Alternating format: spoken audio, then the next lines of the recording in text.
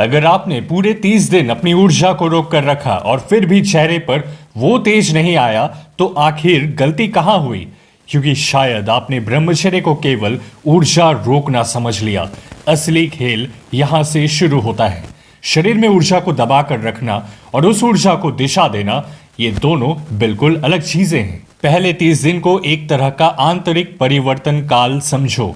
बाहर कुछ खास दिखाई नहीं देता, लेकिन आपकी आदतें, आपका ध्यान और आपकी मानसिक अवस्था लगातार एक दूसरे से टकरा रहे होते हैं और यहीं पर ज्यादातर लोग हार मान लेते हैं। अब सबसे गहरी बात सुनो, जब आप अपनी इच्छाओं को नियंत्रित करना शुरू करते हो तो केवल इच्छा ही सामने नहीं आती, उसके साथ जुड़ी भावनाएं भी सामने आती हैं।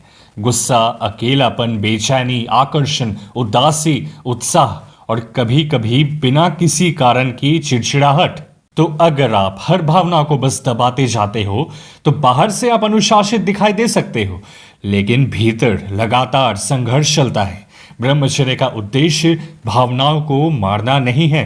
उद्देश्य ये सीखना है कि भावना आए, लेकिन आपका निर्णय भावना के हाथ में ना चला जाए। यही कारण है कि केवल 30 दिन की गिनती आपको असली परिणाम नहीं बता सकती। 30 दिन पूरे करना उपलब्धि है, लेकिन 30 दिन के बाद आप अपनी ऊर्जा के साथ क्या करते हो, असली परीक्षा यह है।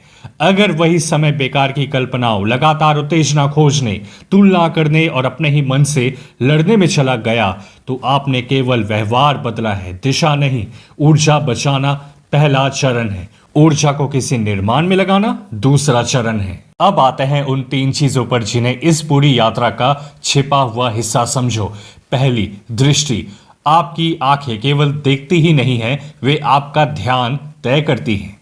इसलिए ऐसी चीजों से दूर रहो जो बार बार आपके मन को उसी इच्छा की तरफ खींचती रहे।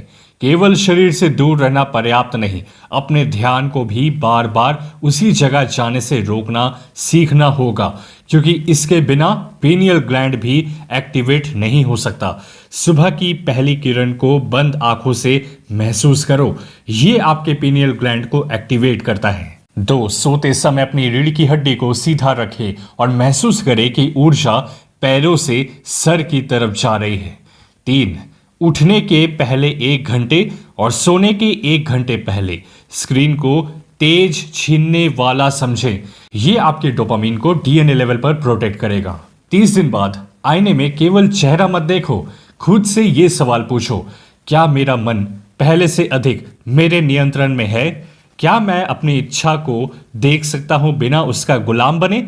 क्या मैं अपने गुस्से को शक्ति में, अपनी बेचैनी को कर्म में और अपने आकर्षण को अपने लक्ष्य की तरफ मोड़ सकता हूं?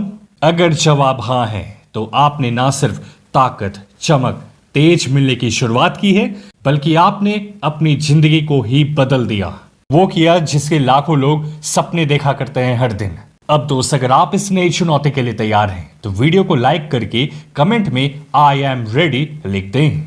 मेरे एक्सक्लूसिव ब्रह्मचर्य कंटेंट के लिए यहाँ हमारे इस इंस्टाग्राम पे आकर सब्सक्राइब करके वीआईपी ब्रह्मचर्य क्लब का हिस्सा बन जाएं।